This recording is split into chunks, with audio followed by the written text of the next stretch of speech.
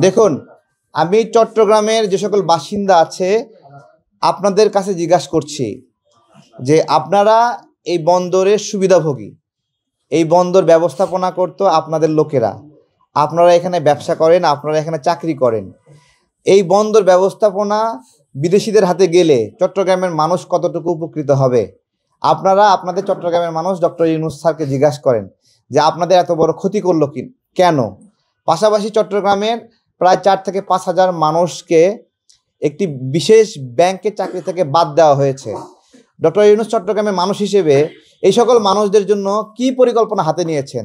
তাদের পেটে যে লাথি মারলো, তিনি চট্টগ্রামকে এত ভালোবাসলে এটা উনি এইভাবে করছেন।